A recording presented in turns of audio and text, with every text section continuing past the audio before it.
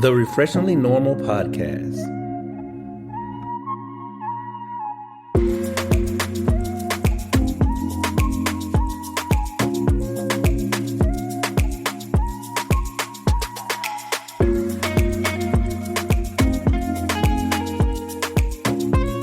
Welcome back, family. Thank you for tuning in to the Refreshingly Normal Podcast. I am Kefla. I am Cree. And we are the dynamic duo of a married couple. Married. We are. Yeah, who are is both, right? Yeah, that's what I thought. We are bringing to you a lot of refreshingly normal advice, stories, laughter, yes, personality, and just looks. You know what I'm saying? What a good couple could look like. You know, I'm not saying aesthetically, but just, look at you. Just saying, hey, we can look like regular people. Regular. You know what I'm saying? Regular, degular. Regular, degular, smegular. So, let's jump into it. It's a beautiful day outside today. Mm-hmm. It's like 60-something degrees. Yeah. It was chilly this morning. Yeah, it was 80-something yesterday. Was it? Yes. Oh.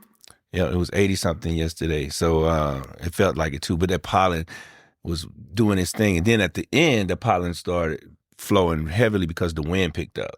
Mm-hmm. Would you smell something? Yeah. You know what it is? I don't know either. Okay. Okay, sorry. I just remind me to edit it out. Saying like, ooh, they house steak. Oh, no. So, all right.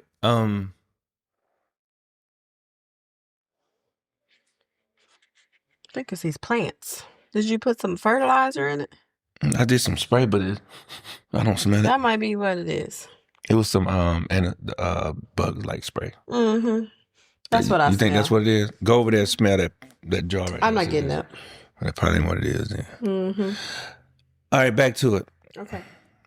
So yesterday, it was kind of cool, and then the wind started picking up in the evening, which was blowing all that pollen around. And that's when we went to eat. And it was like, I was feeling good before I went, but then while we were waiting, it started. It was terrible. Yeah, it had me super congested. Yes. So, but that was crazy. Yeah. But enough of just yesterday. How was your week?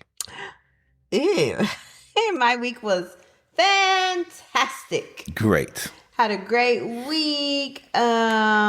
Spent my week doing a parent workshop this week. Okay, that's good stuff. And that went well. Got lots of compliments of it being great information and that they feeling like I was a great presenter.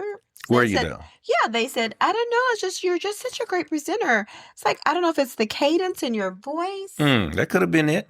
I was like, I don't know. Very cadency. I am. So, anywho, that is what I had this week. And of course, y'all know I saw my clients and it was a great, productive week with them.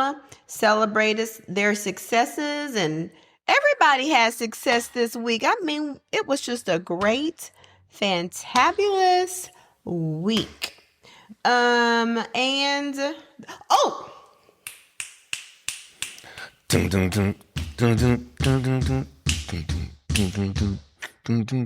Just call me Top Dog Law. I had to go to court this week because they had the nerve to send me a ticket talking about I ran a red light. Mm-hmm. Now, I frequent this intersection. I thought you would say I frequent red lights of running. And I do not run red lights, especially if I see a camera. All right, then. So they come sending me a ticket. And on the ticket, you couldn't even see the red light. No, you couldn't. So I told this one over here, I'm not paying this ticket. I am going to turn this back in and tell them I would like to fight it. So sure enough, I did. He's like, you really going to fight that ticket? Yes, I'm keeping my $75. So they sent me a court date. Let me tell you about the enormous amount of favor I had. Mm-hmm. So first, it was like a little bit of a line to get into traffic court. Then I was in line, and then I didn't know if the line would keep going or not, but then I had to use the restroom. I was like, man, I'm going to get out of line. Then I was to get back in line. I was like, just go use the restroom. So I went on to use the restroom, came back out. The line was clear. Favor. Then I went to go sit down, and then the judge, before when I was in the line, the police officer that you have to go through the metal detector and all the stuff, remind me of, what was Andy Griffith's sidekick? Andy and shoot. Grady, not Grady. No, Grady was the drunk in the cell. No. His name Grady was. That was it. His name was Grady? I thought, yeah, he was. That's a black name. It wasn't nothing, they ain't never had nothing black. I'm gonna look it up when it's your turn to talk. The Grady. One that used to come and let his own self in the cell. I don't know if his name Barney was Fife. That's Barney is Barney Fife. Barney Fife is the sidekick. Yeah. But Grady is the one who would come let himself into the cell. Look it up. Anyways, he was going on and on about, just so you know, this ain't this. And he had a little bit of a lisp. This ain't going to be no 2-3 hours, one quick thing. You got to say, so he had that list. You going to mess around? Okay. He had that list. Ernest. His name was Ernest. Oh, it's Ernest? Okay. Yeah. Oh, Grady is on Fred Sanford. Fred Sanford. Okay, my bad. So anywho, he was giving us all the rundown that it's not gonna be quick. If you thought you were going to come in and out today, you might want to start calling your people, your job, or whomever. Let them know it could be 2 to 4 hours, giving the rundown. So we got into court, same thing. They were saying it's not going to be quick. You see all these people in here. It's going to take amount of time. Well, guess who was the fourth person to be called? Who was it? This lady. Yeah. I went up and the man said, yeah, I didn't see a red light. I watched the video, so we're just going to dismiss it. I said, I didn't see a red light either. I frequent that path, and I know how the light works. And he goes, yeah, I'm just going to dismiss it. You are free to go, Mrs. Hare. And I was like, thank you so much. Went on about my way. In and out of court, 8:30, was out by 9. All right, because favor ain't fair, but it sure feels good enough. I thought it was good enough. Fabulous. Child. You don't even much know the sound. I don't. It's too new. Old songs. That's outrageous. So, that made for a great week. Yeah, it was. So I won that case. Y'all need me to help you out with your cases? Just call Top Dog Law. Is your car being towed? Are you afraid of getting a ticket for running a red light? We'll call Top Dog Crecia Law. She'll get you dismissed. And you know it. That's it. Y'all like that commercial? So, anywho, that's how the week went. It was good. A pretty good week. Now, the pollen did beat me up. Yeah. And one thing, if y'all don't know, I was just like, all this week. So first, this one did say, hey, you want to take you some allergy medicine? And I was like, no, I don't. The pollen doesn't bother me. And come Monday night, I was like, where is the allergy medicine? Yep. Because it's some super pollen out there. And then all this week, it was on track every day about 1:45-ish. I'm talking about at my desk at work, like I could go to sleep. I was so tired. And so I was But what did you discover?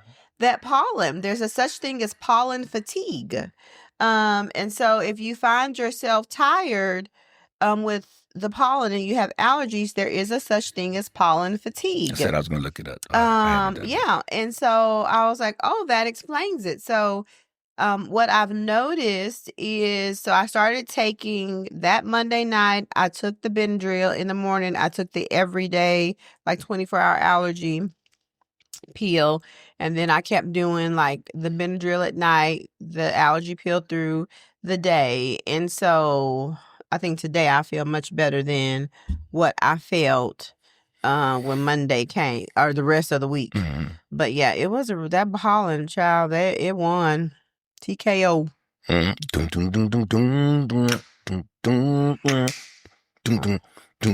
Looks like another pollen TKO. Yeah. Oh, oh, oh, oh. That's what it was? It was. I know it. So, anywho, that was my week. What about Well, you made it. I made it. You survived it. I made it. Mm-hmm. So, how about you? My week was nothing exciting. Like, really, nothing exciting, nothing fun. As far as the kids was concerned, they were struggling. I'm talking about struggling. A lot of absences. Could have been the pollen. Yeah, it definitely was that too, because it was all major. Had a lot of people wearing masks. Because, when you going in and out of the buildings, doors are open and pollen's everywhere, and we got an old school building, so ain't no telling what kind of leaks in there. Yeah. But yeah, they were hurting. I think what got me that even though I ran on the ped trail, it's the treadmill, Peloton treadmill. It's in the garage, and I think pollen was in there, and I did an hour run, and so 6 miles, and I did a little bit over 6 miles that day. And I think just the heavy breathing and the pollen that was in the garage, I think that also is what hurt me. Yeah, I need to clean it out so I can get all that dust and particles and big materials away out of there. Yeah, but no, nothing for me, man. Just the routine, like really routine. I felt groundhogish this week. Did you? Yeah, like get up, take a shower. You acted groundhogish too. Yeah. I mean, groundhog. Yeah. Yeah, you acted groundhogish too this week. Yeah, because I didn't go in no holes this week. So most groundhogs, then they bury themselves in the hole. That's what it was. That had a lot to do with it. Hey. It was just, everything was so mundane. The only thing that was different was my gym. I purposely tried different workouts, same efforts. I'm going heavy for the next 3 weeks. And then it's just, I don't know. It's just, I need to make some changes. I feel muscle definition in places, but my weight and the body fat is staying the same. So it's kind of trippy trying to figure that out. But that was it. Nothing too big. I'm trying to, bottle my excitement for this week, but we'll get to that in the looking forward to section. Oh, okay. All right. So, let's talk about something. I sent you a few things. I did. I read both of those things you sent. Great. And I know you're always talking about the second story we're going to talk about. Yeah, I'm always talking about that. And I've never talked about it, but I've experienced it because it always happens for little boys, little girls if it's in a certain situation. But we'll talk about it. Okay. So let's talk about, there's a new thing out there in the world called pufferfish. Like we always try to bring y'all different kinds of terms. Yeah, terms based off of parenting or dating or whatever it is. So this one is like, they mentioned it in a relationship article in Self magazine online, but this person also exists in not just dating world. They exist in their everyday world. But the title of it is Meet the Pufferfish, the Worst Kind of Person to Date. But I think, well, maybe to date, yeah, but this person exists, so how can we, if we're not dating a pufferfish, but how can you discover or acknowledge, someone is a pufferfish in your everyday life, whether it's your boss, your friend, because if you, on this one part, when you're calling somebody and they say they kind of like ghost, so you want to know, they're a pufferfish. So you don't take it personal, don't take anything personal, but still you kind of, understand where they're coming from. So what is a pufferfish? All right, so let's get to it. Let me read this right here. So this has come from Yahoo.com, but in the Self magazine section. So, where is it? Oh, did I miss it? Sorry, y'all.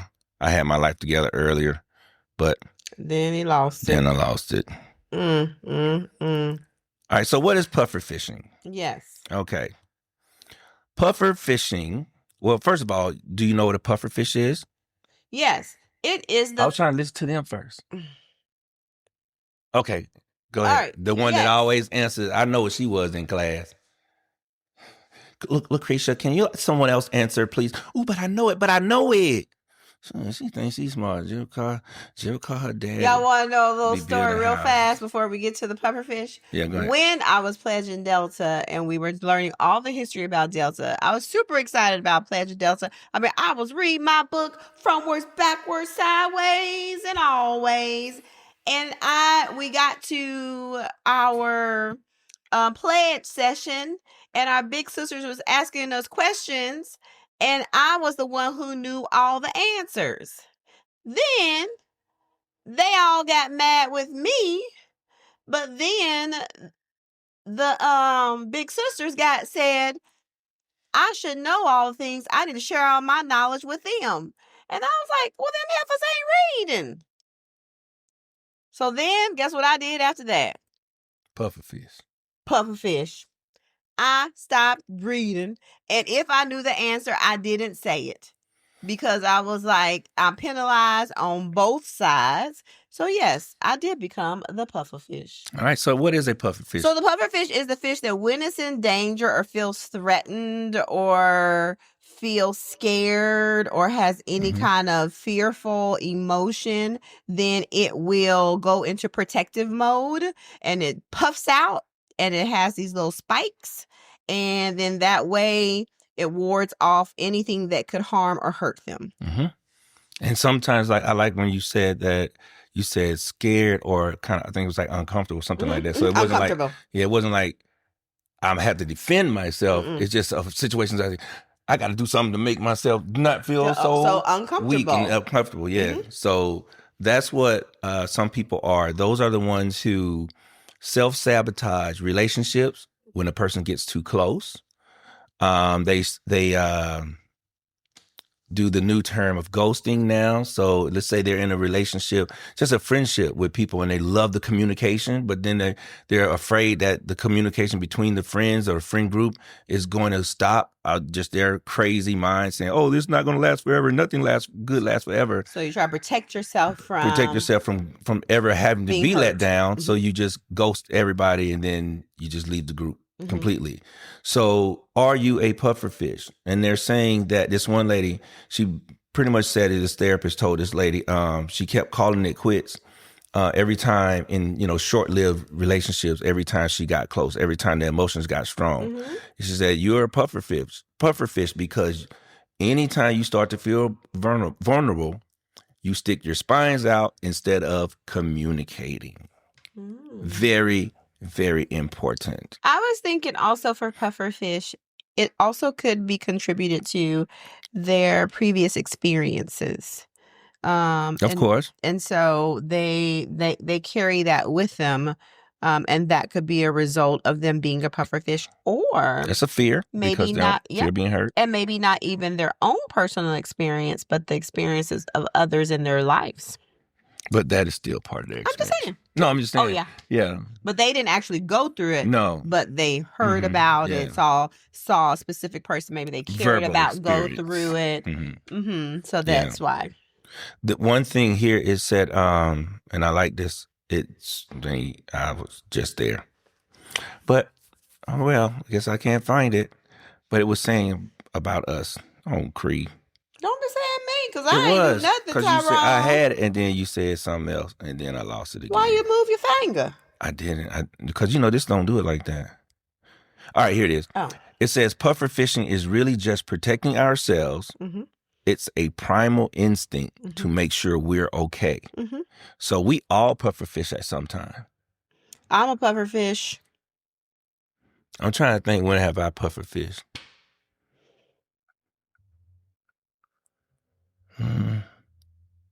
I can't say that I'm a puffer fish. I can't say that I am. I am. Maybe if I've done it once, or twice, but never like where it's the same situation. Yeah. For me to realize that, I puffer fish on this.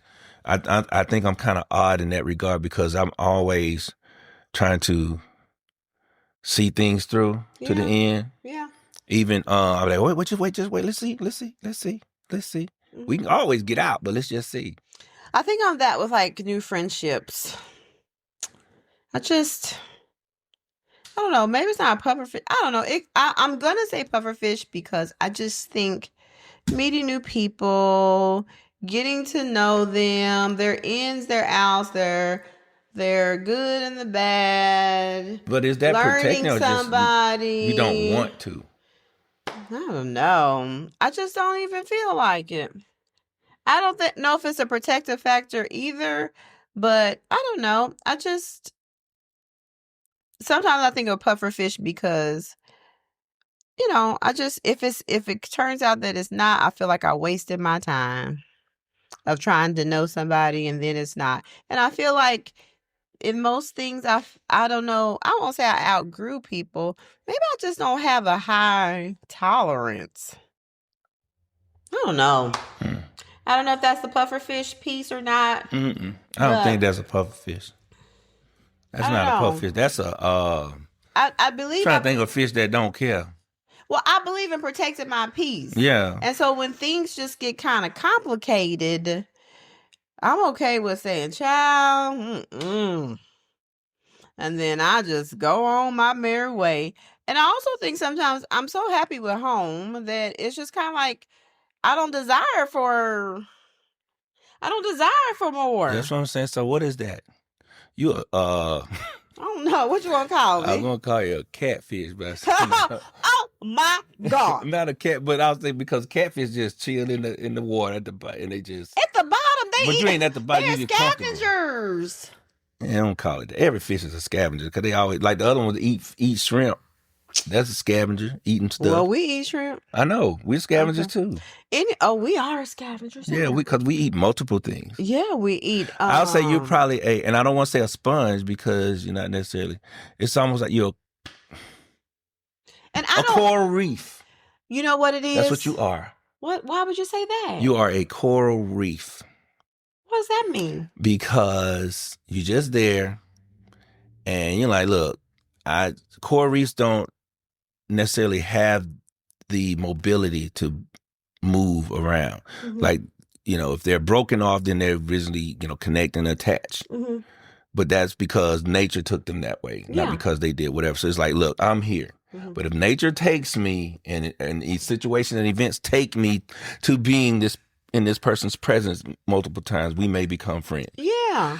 And coral reefs also, they are necessary for the environment because if you broke a coral reef top down, you break a coral reef off. Mm-hmm. Now the smaller fish do not have hiding grounds in order to be able to breed. Mm-hmm. And when they have hiding grounds to be able to breed, those fish then find other locations, which is what make them feed, the bigger fish looking for them to come out. Mm-hmm. Well, if those bigger fish didn't have those smaller fish, of course, they would die. Mm-hmm. And then the fish that rely on them would die. Mm-hmm. So the coral reef is the base and the premise of sometimes keeping people together, not necessarily trying, but offering space of refuge. Maybe. Is what you did the coral reef did for the fish. So you're offering a place of refuge if a person wants to be your friend or a person wants to communicate. I'm accepting of that. Or just anything. Mm-hmm. But I just don't. I'm not out searching. Yes, I don't have the capacity to actually go out there and either be. Yeah. I'm not searching. If a friendship naturally happens, that's usually for me how it goes. I'm not searching. I'm fine with or without, I should say. Like you don't do and say, I need to find a new friend group. I joined a book study just so I can be with like-minded ladies like myself. That is not Cree. Yeah. I joined a run club just so I can be with people. That is not me. Not just run, but I wanted to also meet friends to run with. That's not me. Yeah. I'm okay with running by myself. I'm okay with... you're a coral reef, not a puffer fish. No, yep, that's me. That's me. Who do you know that's I think my mama's a puffer fish. Oh, for sure. But I think that comes from her. Some of it comes from the past, but some of it also comes from my mom is not truly open-minded. Oh, you know what I mean? Mm-hmm. She sees... And I think some of that comes from fear, and some of that comes from inexperience of seeing it happen before. Mm-hmm. You know, because like when I wanted to do TV, they told me no, that's a bad decision, bad idea. And then once I got on TV and got on TV again, and then got on TV again, anytime I say I want getting ready to try this, ooh, what will you be doing now? You see what I'm saying? So the experience of not ever seeing it happen is what made them pufferfish, because she is a huge pufferfish. You know, when it comes to, like I said, like things that she just don't relate to, or she self-sabotages herself when being asked to do something. I'm just not going to have enough time to do that and don't even know yet. Well, but still she overcommits. She does, but when instead of her just getting to it and grinding, because she does, the reason why she overcommits because she knows she can do it. She does it well, and people, they're not going to allow somebody to overcommit that they don't want in that position, right? And so now she's going to do the job, right. She's going to do it well. But she pufferfishes herself, one, because she's stressing about that perfectionism of the job. You know what I mean? So she'll talk herself out of it, or she won't do something right offhand because she's trying to protect the film. But of course, the deadline comes and she got to do it anyway. Or she'll call Cree and say, hey, I was thinking of this. I can't find it anywhere. You seen any red bowls in the right box? Sometimes they have them on Amazon. And she can go on Amazon but she already looked. That's why she said sometimes they have them on there. She does that to me. And she just did that to me for something for the church anniversary. And I have so much going, as y'all know. And so literally I spoke to her on my way to the hairdresser. And I told her I'll look when I got to the hairdresser. I sat down in that hairdresser's chair. I remember it was literally like 15 minutes that I had spoken to her about that and did not remember anything that she said. When I sat in the chair, I just said, I'm going to take a nap.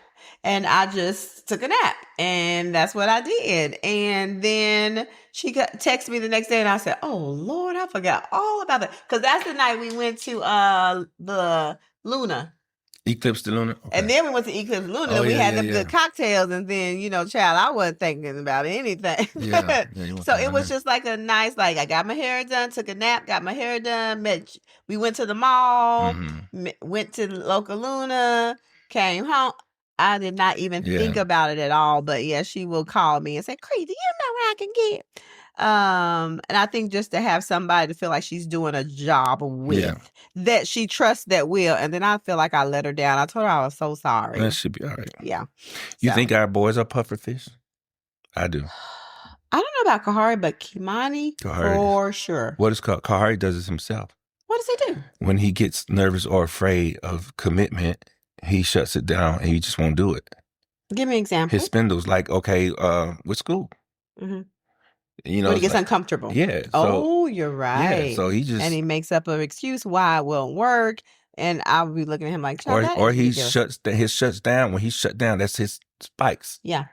That's his spikes coming out. Be like, you know what? I'm not allowing the hard work to come in. I'm just gonna quit the work. Yeah, I feel uncomfortable. Yes, I'm gonna quit the work. And then Kimani does that. I feel like, not with achievements, because he's going to achieve all day, but in personal relationships where people try to grow to me things with him, but I don't know if he's so caught up in achievement or if it's his own confidence. Yeah, because I was just going to say, he's not comfortable with himself. What is the true reason? Yeah. Is it that, like you said, because they always been, Kimani, speak to them. The guy said, hey, I didn't know y'all from school. And they was always, I don't know what to say. So I think that is part of it too, because he didn't really have any deep friendships besides what's outside of his brother. How do you make new friends? Yeah. And I always wonder, and I know things happen the way they're supposed to, because when they were in elementary and they were in school with me, they had their little crew of people that they would hang out with, and do. And I wonder, would it be different if they would have kept in the same place? It probably would have, but yeah. I mean, you look at time changes. Well, no, I know even with that, not just with their friends.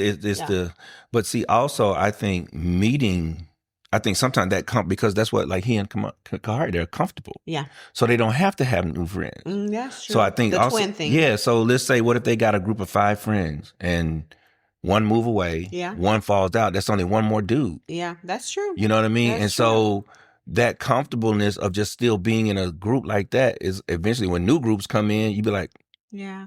And I've heard that a lot from twin parents, that's sometimes a thing with twins that happens. They don't need anybody because they got each other. They're puffer fish in different ways. More with Kahari's more with the achievement piece, like change. Yeah. And then Kimani's more so with the personal life piece, thinking,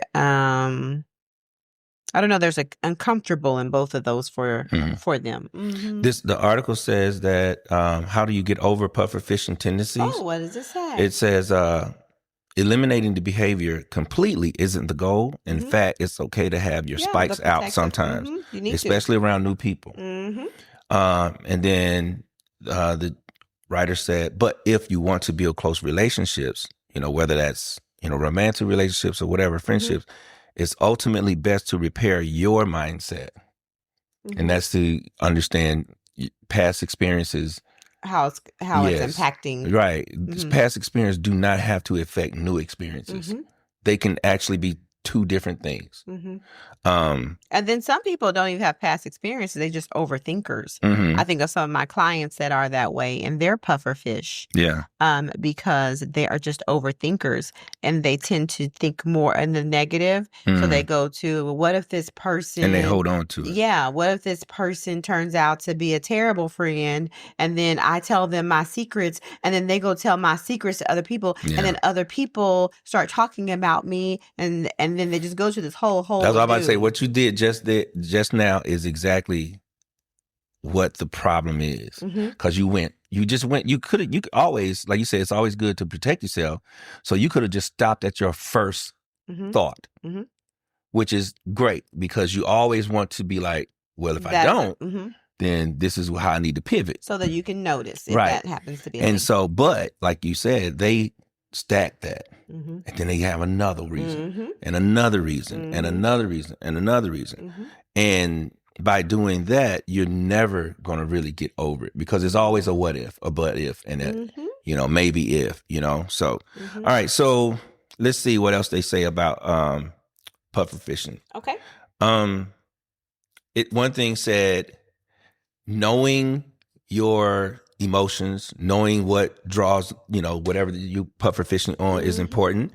And it's important to actually lean in on what it is that's pushing somebody away or pushing you away. Yeah. So that you can really say, oh, is it that serious? Do I need to push myself away? Why am I doing this? It allows you to be reflective. And then you can be able to think with a reasonable mind. Yep. Okay, let me be logical. Has this person done any of the things? Let me go back and think of my interactions with this person. Yeah. Have they done this thing to make me think this way? Have they done that thing? Have they given me a suspicion of that? Have they been unkind to me? And so then once you kind of reflect and go, wait, it's a no to all of that. Then why am I puffing? Yeah. Okay, let me unpuff. And let me continue building this friendship or relationship. And then if these thoughts come back, then I'll take that moment to reflect again. On what you just said, they were saying, don't be protecting yourself as a wall. Because you're supposed to protect yourself. Yeah. They said, but protect yourself in the metaphor of a fence. You rhyme with sense.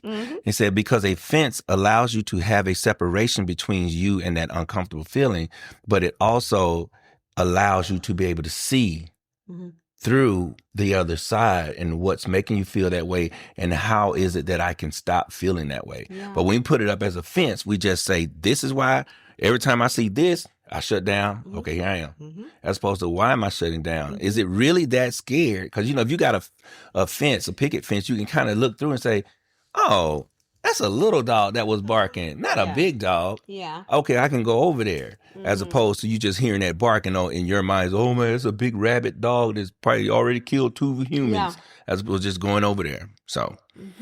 So we need to change our mindset and not be a pufferfish. Yeah, because you'll find yourself going through the same cycle over and over again. And I think with that, if you feel like for anything, if you keep losing a job, if you keep getting in and out of relationships, if you keep losing friends, at some point you've got to sit and evaluate and be honest with yourself. Who the problem? And really go through and look. And then if you find that you are attracting specific, here, babe, put that. No, that's all right. Specific. It's too close. Okay. I get animated. Oh, God. And then if you find that you keep attracting the same kind of partners or friends, then you may need to shift and say, well, I need to start choosing better people. That's right. Yeah. Or I need to work on myself. Work on myself. Yeah, I think that's just important. Me, myself, and I. That's all I got in the end. That's what I found out. And ain't no puffer fishing. But for now on, I'm a not puffer fish. Oh, my goodness. That's right. So anyways, yeah, I think fishing. That is. I like the puffer fish. Yeah, I like it. I like it. That's a good article. We had a puffer fish. We had what was that other one? Helicopter. Lawnmower parent. And I saw another one, but I'll look it up next week and we'll talk about it. Okay. This one was crazy. Don't be a puffer fish. No, don't do it. Don't do it, girl. Don't do it. I ain't gonna do it. Don't do it, girl. I ain't gonna do it. All right, so let's get back to the next story at hand. The next story at hand says... Oh, this really you can't read it all because it's pretty long. It is. But, yeah, it was a very good article. So this article here, it's the article title, yahoo.com, is why black children are often untreated. I mean, why black children are often unfairly treated. Okay, and they're talking about treating them as, or seeing them and their behavior as adult-like. Okay, so this article explores how black children are frequently treated more harshly than their peers, especially in schools and disciplinary settings, due to the implicit bias and systemic inequality. I don't know why I can't read today. And systemic inequality. All right, and as Cree and I said, of seeing these individuals as adults, seeing their behavior as adult-like. One of those examples in that article was saying the mom who had adopted a black girl and she had a daughter. They were the same age, and they wore the similar skirt, but they sent the black girl to the office to change her skirt because they said it was too much. And I want to say it was like first grade or kindergarten. It was a primary grade. They were like, why? This is a primary grade. Why is that not? But they didn't send the other. And they're already sexualizing her as a 6-year-old. Yeah. But systemically, that's why I'm glad it says systemic inequality because, you know, and we know back in the days, they always, out of fear of the black man or the black woman, they pictured us as being overly aggressive, mean, black women overly sexual, over sexualized, and the same thing for the males. You know, they was, oh my God, that's a strong mandingo, strong buck, you know, for breeding, and so that was always a fear, you know, and so that has carried over years and generations down. And, you know, many people wouldn't understand it, but the people that lived it or the people that are in touch with it, they do understand and they have seen it or have been a victim or of it, you know. And so I know growing up, I've seen the mistreatment of little black boys, you know, wrestling or play fighting. And it's deemed as violence, you know, as opposed to somebody else and say, hey, stop horsing around, you know, or my passion on the field is deemed differently than somebody else's passion saying, yeah, and me saying, let's go, you know, jumping up and down like that and saying, you need to act like you've been there before, you know, and like you said, in the classroom, we see that with, I know I'll go into the ISS room, and we're not the minority on campus, but it's just like in prison. We're not the minority in society, but we're the majority in the correctional institutions. Mm-hmm. And we're not the minority on campus, but we are the majority in ISS. Mm-hmm. We are the majority when it comes to write-ups. Mm-hmm. And I sit in the classroom, so I hear it all the time. And the kids are comparing, so I had those same kind of clothes on, and they let me walk straight by, and so it's there. So I do understand.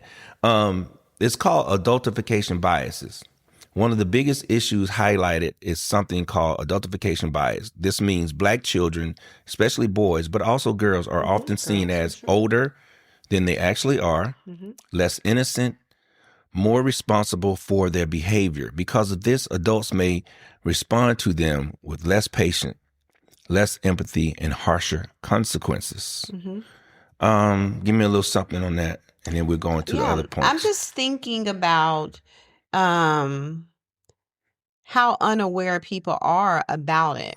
I mean, that's where the bias comes from, right? Mm-hmm. That how they're so unaware of it. But I think in order for things to change is that people have to say. I think it does. People feel like they shouldn't have to be the spokesperson for Black children.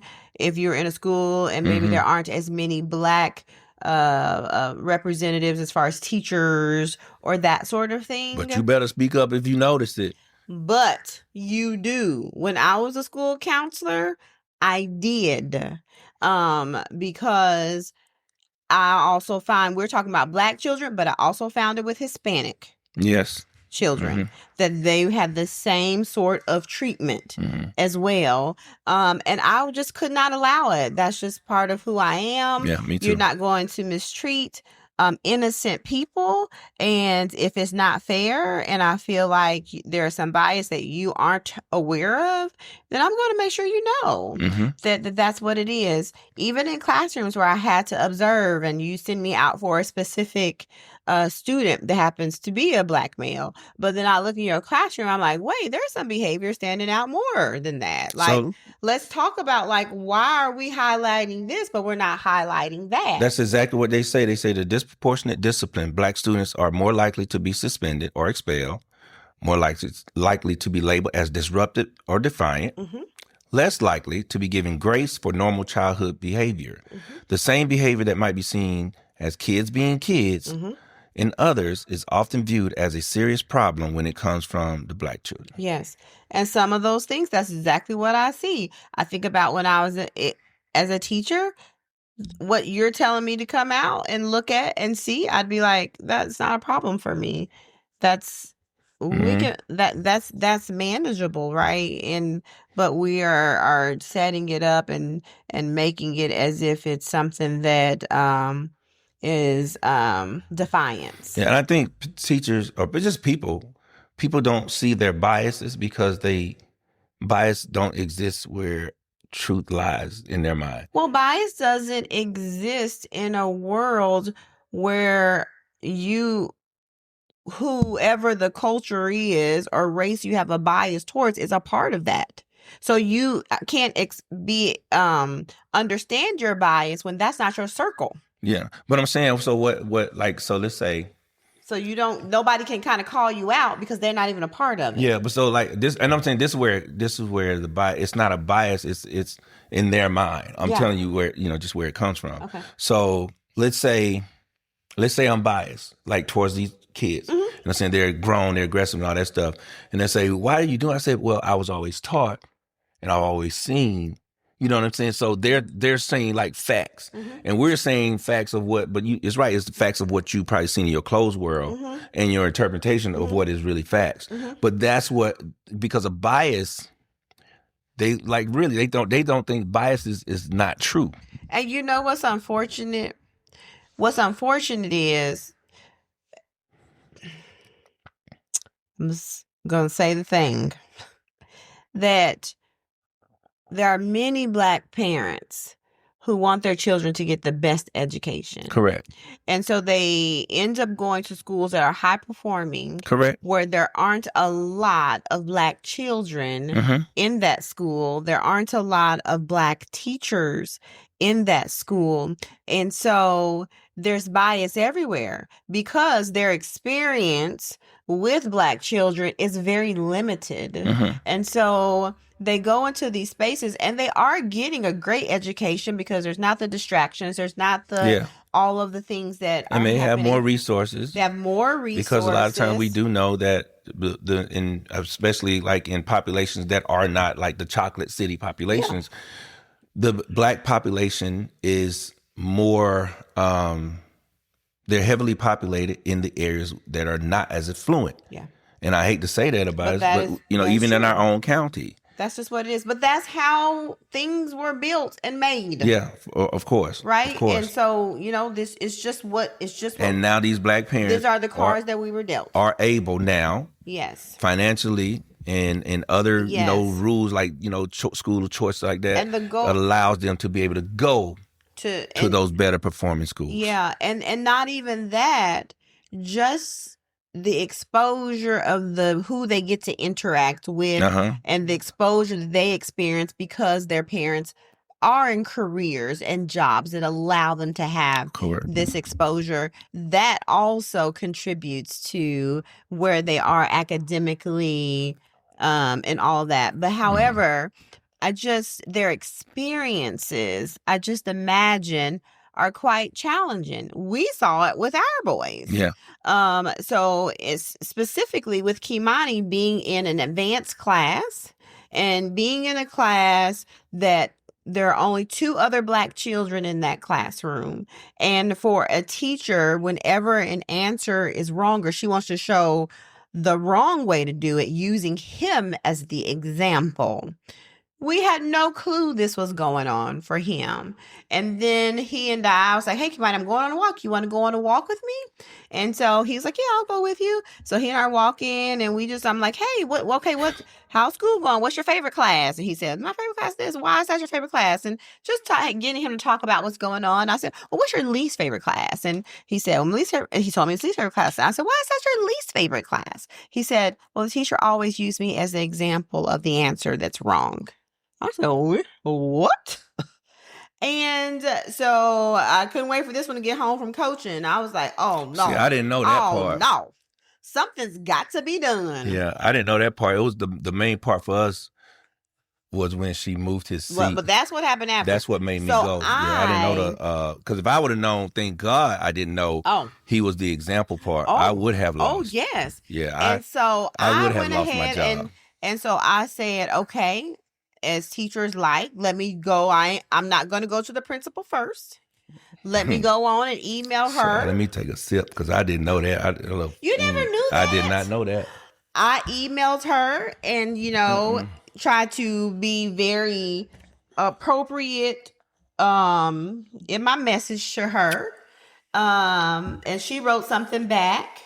And then so I asked Kimani maybe a week or so later, how's it going in that class? And he says, oh, she moved me to the back of the class. I said, the back of the class? What? She moved you to the back of the class? And she said because she just wanted to make sure I didn't feel uncomfortable or under the spotlight.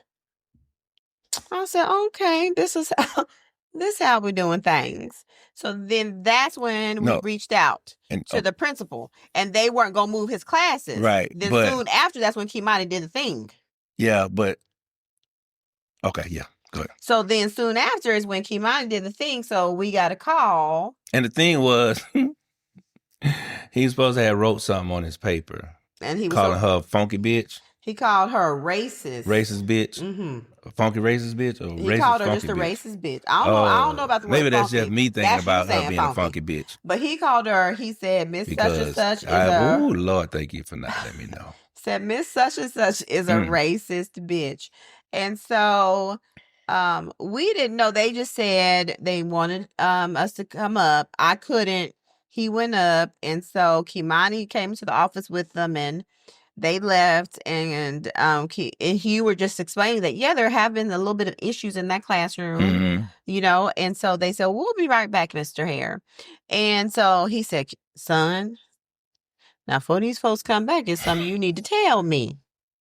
He said, I said, yeah, because he had wrote it on a piece of paper. He wrote it on the back of his worksheet because he didn't know that there was something they were going to have to turn in. And then she said turn in, he forgot he wrote it on the back of it and turned the paper in. So he says he might have done it on purpose, but that's not like him because he does not like conflict. And I was like, my son don't even talk like that at home. So I doubt he said it. So he said, oh, we'll be right back. And they brought that paper. And they brought the paper back. And I looked at it. I said, you did this? He said, yeah. I said, why? And he said, because I hate it in there. I'm uncomfortable. I hate this class. Mm-hmm. And I said, I understand why you hate the class. And we've already tried to talk to, and the principal. And I said, this is why. And so, I understand, son. I said, so, but I apologize for him speaking that way. We don't teach him to speak that way, let alone a man calling a woman that. But of course I called because she was that way.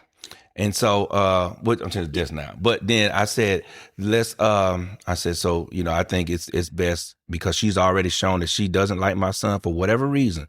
I'm not going to call it racism because I don't know. I can't speak for the way other kids being taught in that class. Mm-hmm. But I do know that there is a singling out for an adult to be acting petty like this. And I told the guy, I said, so he needs to have his class moved.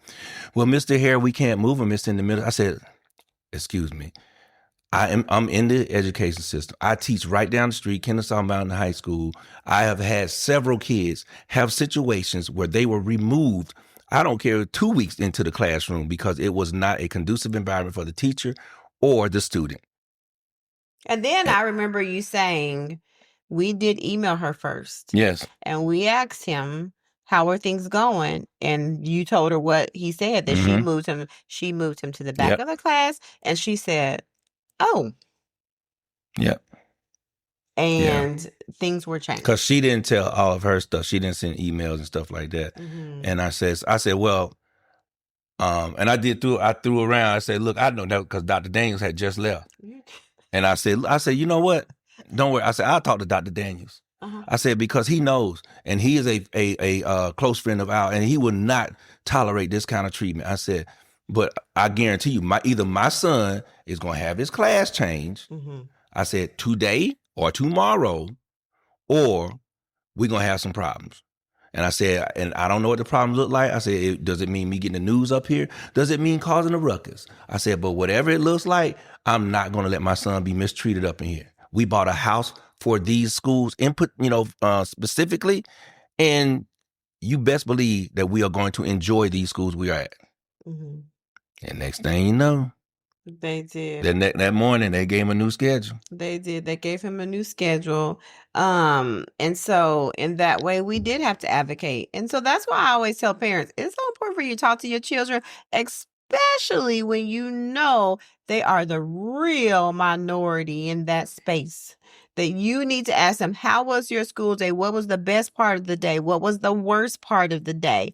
Like, you need to have those conversations because I know for my boys, when we're at home and they're talking, I say crazy things at home. So sometimes they think I will go to their school and say the same things, but I tell them I'm completely professional when I'm dealing with things at your school.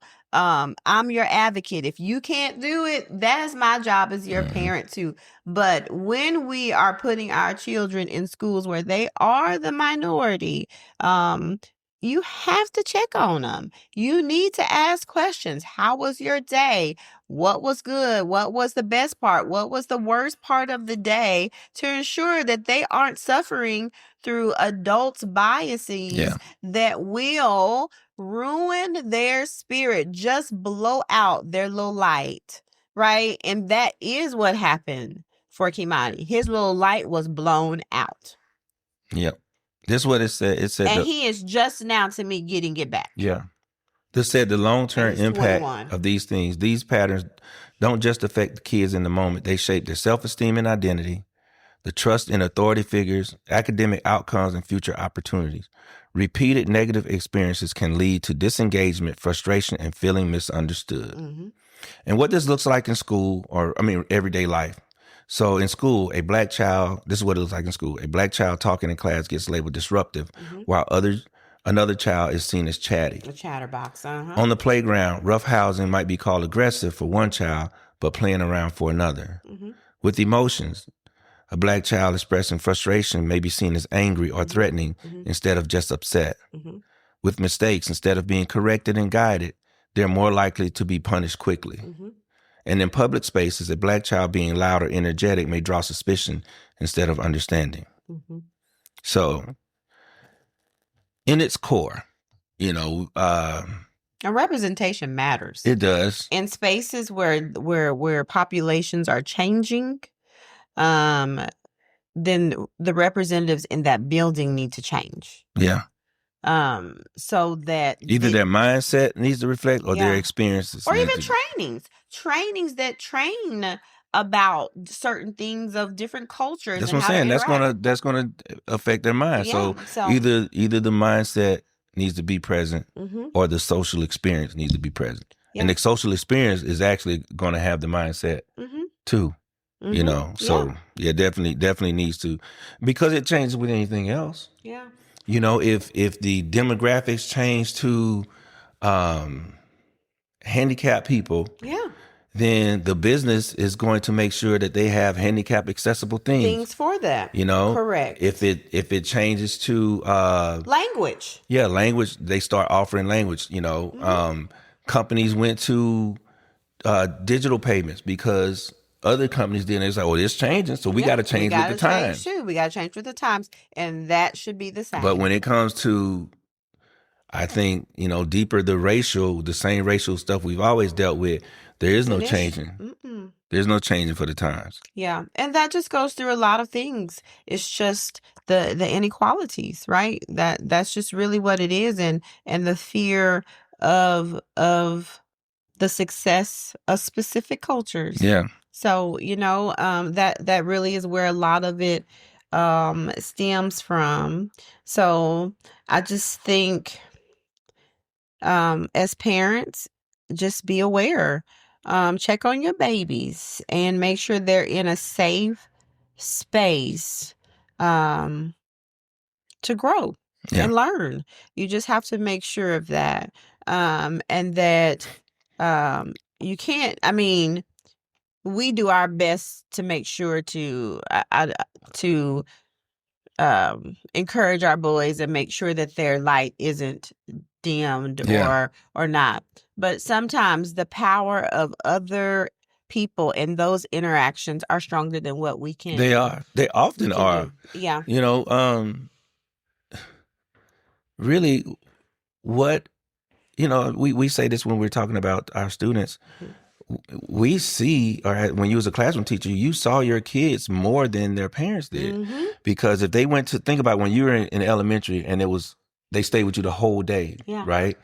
So, and then they go to ASP for maybe 2 hours. Yeah, then you pick them up, Pick them up, and some of them have gymnastics or something after that. So let's say that's another hour. So right now they got out at 3, 4, 5, 6. So they get home at 7. Dinner. They got homework, bed, and that's 9 o'clock. They got 3 hours with you. Yeah. So there's 3 hours with their parents as opposed to 8, 9 with someone else. Yeah. So many things that can impact them. And the crazy part is that some people aren't even aware that they can dim or ruin the spirit of a child. I did a training with some staff, and someone asked me that question. You really believe that a teacher could ruin the spirit or dim the light of a child? I said, absolutely. And I shared the story of... And this is unknowingly, right? Yeah. And I shared the story, and they just are like in awe.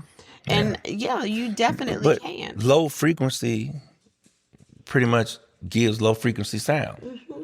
You see what I'm saying? So they don't really necessarily know they're dimming their light. No, they don't because their light is already dim too. Yeah. That's why they didn't understand. Yeah. They didn't know that not motivating him was, or so I say, I can be a football player. Well, not that many people. It's like, I was just really telling him that I was showing him a plan B, but you weren't encouraging. No. You know what I mean? And so that's, I think, a way that dim, that low frequency gives off that low light. So that kid is not seeing the brighter side of the picture. Because the idea of if an answer, it don't matter whose answer is wrong. Why are you using anybody as an example of the wrong? Oh, you done went back over there. I'm sorry. Like, why you doing? You know what I mean? She knew. But this lady knew what she was doing. I'm just saying. I know. So this ain't got nothing to do the light dimming. No, it don't. And I'll tell y'all something about that. I called because I volunteered and did all the things at the school. I called my PTA person I knew, and I said, tell me more about Miss such and such. And she was like, oh, and I got all the tea. And from there, things started happening. It started making sense and stuff like that, too. Yeah, the whole started school. making sense. The whole school. And then the whole little group was like, oh, no. See, the Soap Creek should have told them about me. Yeah. They should have told them about me. They should have told them. Let me tell you. You don't know. This one. You don't mess with me. When the boys were there. We dropped them off at school. They had projects, so he drove them because... Wait, no. They took the bus. And you realized that Kimani was the one who had forgotten his project. And they were presenting that day. And he was like, oh, no, he's not going to be the little black boy who doesn't present. So he tried to go drop off his project. And they're like, oh, we are so sorry. We have a school policy. We don't allow parents to drop off projects because we have over 1,000-something students. If we do that, then we would be doing this all day. And he said, okay, well. At first I said, I said, now that would work if it was happening all the time. Yeah. But it's not happening all the time. I said, I'm the only one here right now trying to drop off my child's work. Well, we still don't allow that, Mr. Harris. I said, I've never done anything, I had to bring any work back or drop anything off.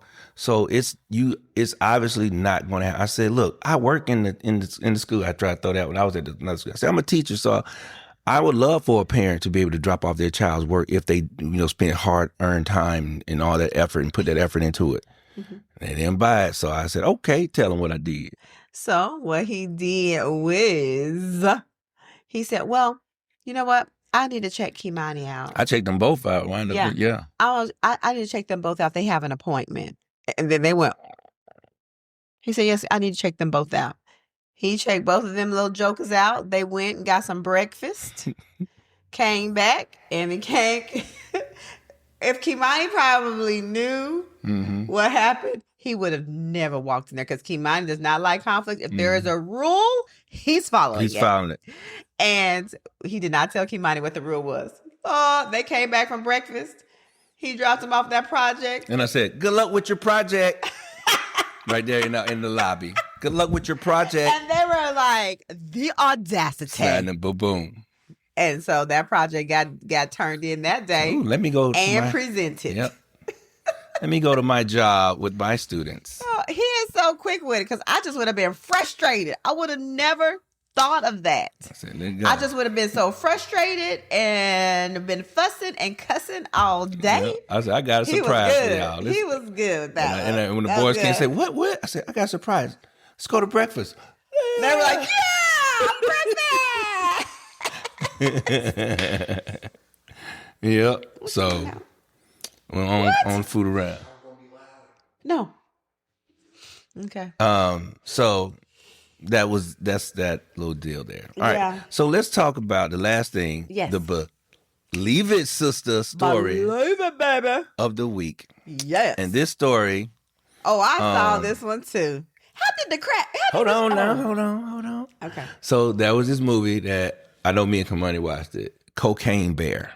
Yeah. Where the bear got a hold to some cocaine in a plane that had crashed, and the bear went crazy. Which is a true story. Okay. Happened in Georgia, right? Yeah, it happened in Georgia. Yeah. The guy was flying from Tennessee to, I think, Savannah, somewhere. On a passenger plane with a plane full of cocaine. Yeah, and so it was like a private plane, and he crashed in one of the Georgia mountains, and the cocaine was in the mountain. Now, they didn't find a cocaine bear or nothing like that, but they were just saying that how cool would it be if a bear actually ate the cocaine? Well, now in the Bahamas. Oh, so a bear never did, but that was... Yeah, that's just the story of it. Yeah. So it was not a true... It was a true story of the cocaine being there. Yes, but the bear didn't. Yeah, because people was like, man, all these animals would probably get hot. That was the running joke. Okay. All right, and so in the Bahamas, there have been sharks that have tested positive for cocaine, caffeine, and painkillers. Where they getting it from? I repeat, sharks in the Bahamas have tested positive for cocaine, caffeine, and painkillers. A new study found. And so researchers they analyzed blood samples from like 85 sharks captured around one of the most remote islands in the Bahamas. Of those sharks, 28 had drugs of some kind in their system. And so the findings show that the widespread pollution that can spread even to places seen as pristine. That's why they tell you, like, even now, don't flush your old expired medications in the toilet, because why would you do that? It filters, because they don't want to throw it away. You can also throw it in the trash, and it could go into the landfills. Landfills too, but they don't want to necessarily throw it away, because if somebody, folks, they don't want nobody digging in their trash and stuff like that. If they dig, but it's just like drugs. mail too. But like mail, like people digging your trash for mail, they might be found some drugs.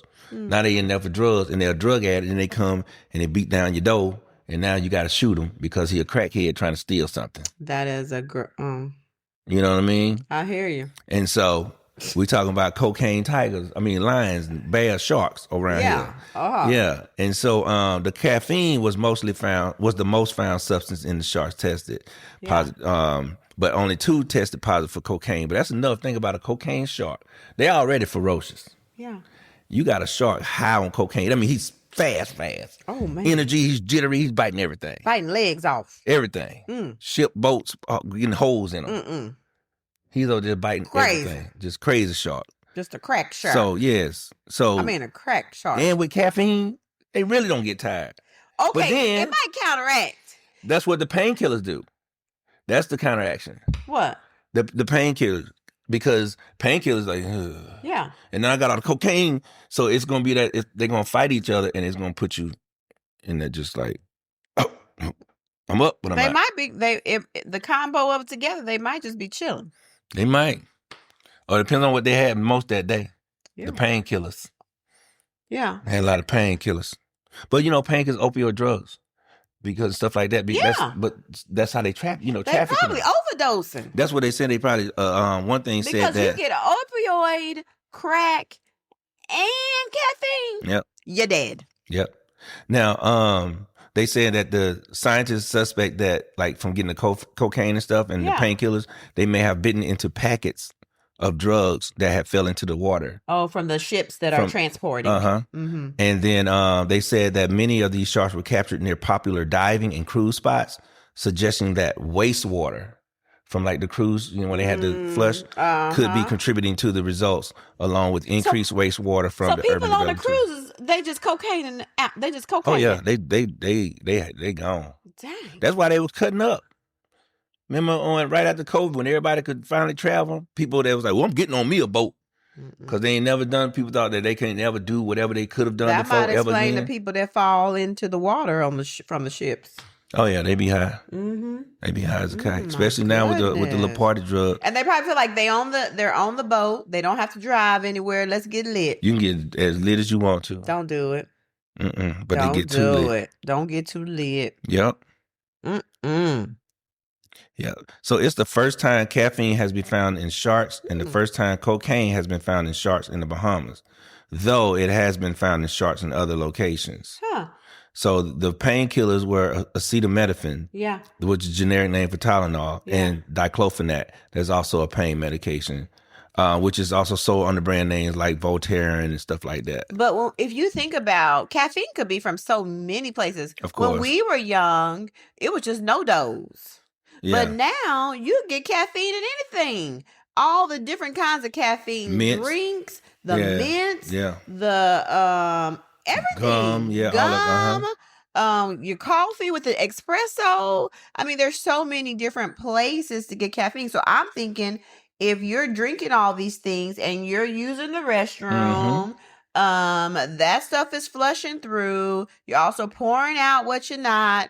Like I bet if we thought about the increase of the percent of caffeine found in urine and in the water, I mean, it has to be at an astronomical amount, because when I go to these different middle and high schools, everybody got a caffeine drink in their hand. Yep.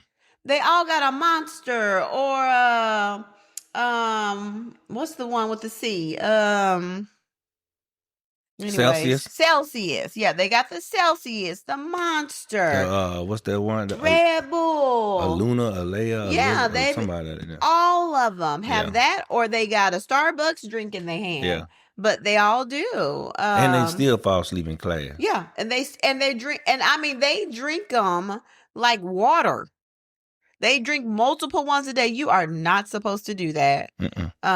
So yeah. that's why the sharks are getting it. Yep. Over there, caffeine, and maybe crack shark. I know we have global warming and everything, but if the sharks got crack, painkillers, and caffeine plus global warming, y'all go in the ocean if you want to. I think not. I'm not doing it. Because that sounds scary to me. Crack! I can't wait to see a crack shark though. They're gonna have one. Because when they have Shark Week, they need to have cocaine shark. They gonna have on Shark Week. Let me be the host for Shark Week, cocaine shark. Cocaine shark. That'll be hilarious. For sure. Okay. All right. So let's get on up out of here. Right, but before we get up out of here, we got to get that. As I do it. Side eye of the week. What's your side eye? My side eye is pollen. Also known, when I came to Georgia, people say also known as tree sperm. Tree cum. That's what I heard. Oh my God. I've never heard such a thing. I did. I heard that. So yeah, it's everywhere. And I take my glasses off and then put my contacts in when I go work out. And just that little of course, I don't have nothing on my, but that contact is kind of, after a while, they kind of get under it. And my eyes be feeling heavy and slow. Slow. Like, I'll be like, I can't, they got to focus. And they finally focus because, my contacts got the little stigmatism thing in it. Stigmatism unite. But pollen is, I can't even drive with my top off on the Jeep, because. This ain't the time. No, it ain't the time. It ain't the time. And every time I lean up against something, I got a yellow print. Yeah, a green print on my body. So, and they got all the kids snotting, coughing, eyes red. I'm walking to the clinic, taking kids. I want you to be my proof that it's pollen, not pink eye. Because they don't want to go home? No, they don't want the kids to say they got pink eye. Oh, God. Because you say you got pink eye, the kids everybody's like, yeah, they all miss it. They call you nasty. Oh, God. Because they say pink eye give me somebody farted in your face. So the kids, then they going to say you been eating booty. When I was in 9th grade, I had a bad case of pink eye. Ooh, they say you been eating booty when you in 9th grade. And somebody farted in your face. My mama took me to this doctor. I don't know what century he came from. He gave me he tried to get pink eye medicine that was a cream. You had to rub in your eye. I said, what the hell doing this? You thought you was a dog. Ain't nobody doing this. So she had to take me somewhere else so I can get some medicine I can just squirt in my eye. I was like, ain't nobody doing this. It probably was the eye doctor mama and them took us to give us some glasses. Same man. Oh my gosh. Big old. Tell me what's your story about them glasses. So my mom, we had some insurance that my dad, started working for the Corps of Engineers, great government job. And so we get the insurance, and the doctors were locally in Mobile. So we go to Mobile. We got our little appointment, and it's like right off the road too, like off of Government Street. I'm talking, when I say right off, it's like when you walk out of the door, you're looking at Government Street, like right there, like, you're looking at it. So they thought they was doing it, and it looked like it was in the house though. Yeah. Like real talk, it was like in an old house that they had converted into an office. So we going through the whole eye exam. We excited, because, glasses was a thing. People wearing just fake glasses or whatever. And, we was just excited to be getting a real eye test. I really can't remember another eye test before then. Okay, before then, okay. And so we go, and he said, yeah, I see a little. And me and my brother probably was bullshitting with the test. Trying to get glasses. I did the same thing. Trying to, and so he said, all right. And he gave us some glass. I'm trying to think, did he? No, he dilated y'all. Yeah, he dilated our eyes first. He dilated our eyes. But I'm saying, I want to say, did we have to order the glasses come back, or did he just give us something that I think he gave us something that same day? And then when y'all went home. Yeah, so, but before we even got home, so we dilated our eyes and we never had that. So that's why we missed the test. That's why we failed the test. So he dilated our eyes and then put us through the vision test. And that's the wrong order. Wrong order. And so we can't see shit. And so we looking, and I hear Kurt, we said we both at the same time. I can't see nothing. Mama, blind, I'm blind. We both crying. Mama, we blind, we can't see. Yo, shut up. Just sit down, take that test. Shut up. And we go there to cry. I can't see. I think I'm about 6. So Kirk's about 10. Yeah. No, a little older than that. So let's say 10 and no. Yeah, about 8. We're about 8. Okay. So about 8 and 12. And we couldn't see nothing. I'm talking about nothing. And so then we got these glasses. That's what we had some glasses. They were the same glasses. In the military, they call them BCs, which are birth control glasses. They say because if ain't nobody wants them. Right, nobody wants them those glasses.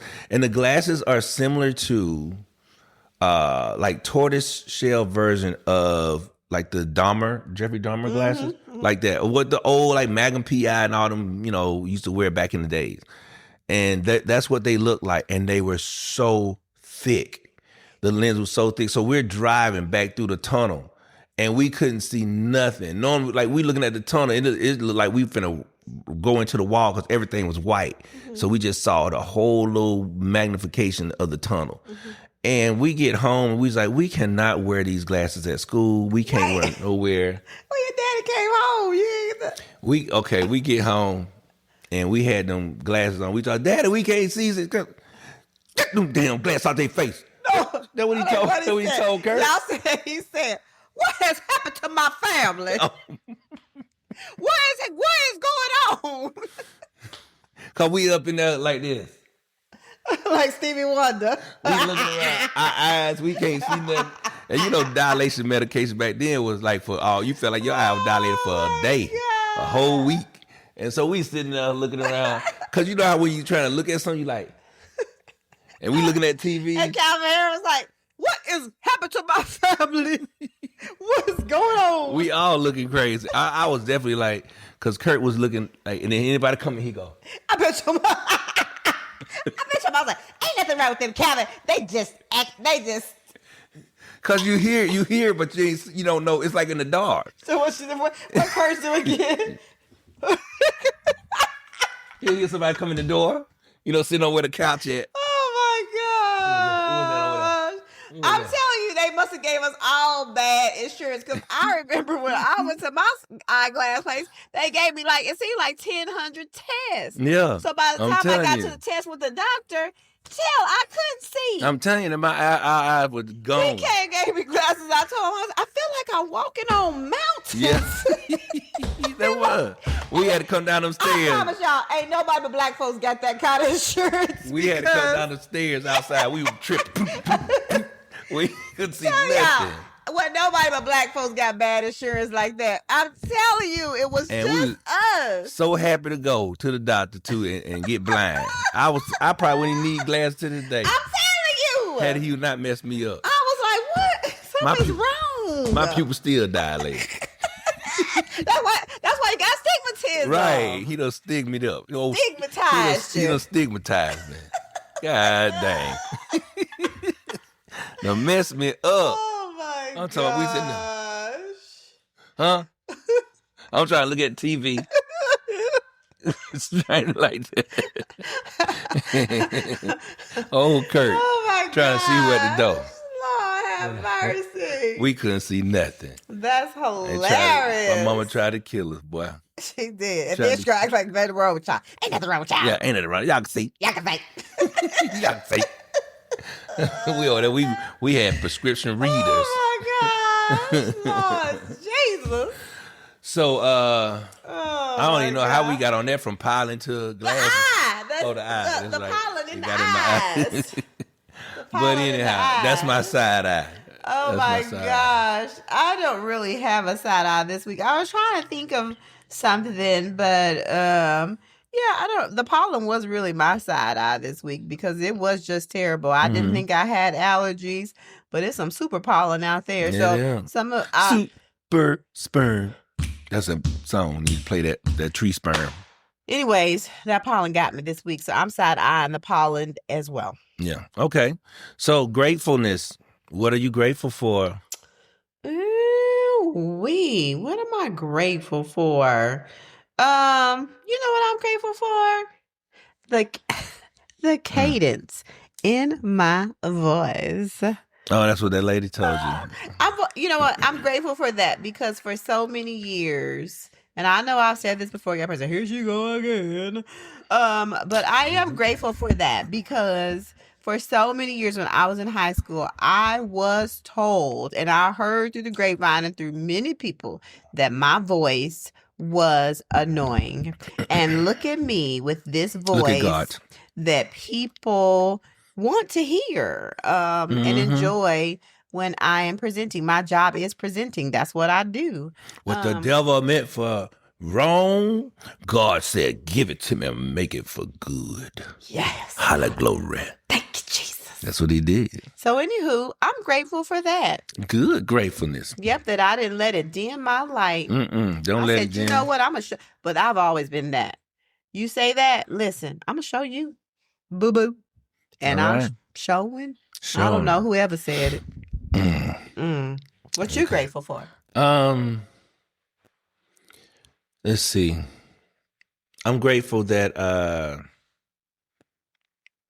unbothered. Don't be unbothered. Don't be bothered. I am unbothered. You know, like I don't know if that was this week or last week when we was talking about my transfer. Yeah. And the admin, one of the admin finally came and talked to me. Yeah. I said, they say you're in good spirits. Yeah. I was like, well, how should I be about you being transferred? I said, yeah. I said, and it's not the prime situation. It's not what I would have chosen. Yeah.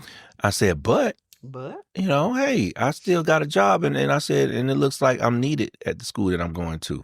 That's a word. I'm getting ready to enjoy this. And Miss T said, oh, he getting ready to kick the door down for you. He gonna kick his foot on that door, and the whole door gonna fall off. Say it, T. Say it. And I said, that's true. So, you know, I'm grateful that I'm unbothered. And you know what? That goes with what I posted on my Instagram What story. you posted? I'm convinced that showing up every single day with a good attitude puts you ahead of 95% of people. Yep. So. And so I'm grateful for that. I can do that. That's one thing about me. In any situation or position, I can get in there and smile and be, you know, as friendly as I need to be in the heat of competition or whatever to my enemy, speaking to them as if they are for me. I am grateful I can do that anytime, any place. That's a blessing. Yep. So what are you looking forward to? Child, spring break, baby. Yes. I'm just looking forward to some time to do what I want to do. What's that? I don't know. That's what they asked. We had a team meeting all day Friday and we're planning things. And they said, well, Cree, what are you doing this weekend? I said, working. And I don't know. Whatever happens, happens. And so, I don't have any plans. Just living the life. Yep. I don't know. That's it. I don't know. Yeah, I'm looking forward to spring break for sure. Like I said, right now we don't plan on going nowhere or doing nothing. Yeah, well, something. We got time. I mean, we'll do something, but do something. We don't know if we're going nowhere. But we're not going on. Like staying in a hotel. Don't seem like we're going to a vacate. Possibly. So. But right now it looks like the hotel will be our. Yeah, it looks like it's our room. Maybe we'll figure out a staycation, a nice hotel one day that does early check-in and late check-out to have a full day to benefit it. That'd be great. You know, something. Yeah. But who knows? But that's what I'm looking forward to. I'm looking forward to spring break. It's going to be great. Just relaxing, getting some things done around the house that I'm definitely going to get done. And after spring break, it's almost over. Yeah. I'm looking forward to... About what, 6 weeks of school left after that? Yeah. I'm looking forward to, after I talked to Claude, doing some more hip-hop Harry stuff. Oh, yeah. Definitely looking forward to doing that. Yeah. So I'll be doing some more hip-hop Harry appearances. So, I'll pop up on social media, doing some stuff there. So, and I get paid to do it, so that's what's awesome. That's awesome. Blessing. Opportunities, which we prayed for. But that's what, that's coming up next month. So favor ain't fair, but it sure feels fabulous. Fabulous. I was going to say good enough again, but it is good enough. And that's it's more than good. It is. It's fantabulous. Yeah. But that's it. I might try to watch a movie today. I can't wait to watch that one movie. That killing movie, what I said, and they kill us, or I don't know. What's the name of that movie? I feel like the whole time I have not looked at the camera, I've looked at that board. Yeah, and I was looking at the speaker. I think you need to put it behind it. I don't know what happened. I was looking at the speaker in the plant the whole time. Child. That's crazy. Mm-hmm. Okay, but anyway, let's go. Let's get up out of here. Got some good tea from the market. Oh yeah, we went to Nam Dam Sam. Yeah, the Asian international market. Yeah. Yeah, and y'all need to try this stuff. It's in a jar. Oh. Is ginger, honey, and sometimes either lemon or whatever. We bought some kind of pear, and I bought some more of the ginger honey. And you can scoop it up, plum, and put it in a cup and just like put your hot water and drink that, or you can put it with your tea. It's great, for. It is so good. Yeah, it's so good. It helps. Has a lot of vitamin C in it, so it boosts your immune system in times of pollen. Has B vitamins from, of course, the honey and stuff like that. And I can't believe that's like not at a tea shop. Yeah, we're meant to have a coffee shop. That's what I'm gonna do. / shoe store. That's something Kimani. I don't know about a shoe store. I always wanted to own a women's shoe store. Really? Yes. Okay. And so women's shoes. Kimani is the best baker, but I just think that'd be really cool. Like that would. I have not seen that. There probably is somewhere that does it, but man, that would put you a step above. And let's call it. Oh, I can't say it on here. Oh, don't say somebody it. Steal somebody it. steal it. Yep. Don't say it. Don't say it. I almost gave y'all some free game. Oh, look at God. Boy, don't do it. I almost said don't do it. I almost said we got plans. Yeah, let's get off of here because we about to go on. Oh. Yeah. Be quiet. Be quiet. God dang. Be quiet. That's what I'm trying to. Okay, come on. Let's wrap it up. All right. So, y'all, we gone. Yeah. This is the Refreshingly Normal Podcast with Kefla and Cree. And we enjoy y'all, and we'll see you when we see you. Peace.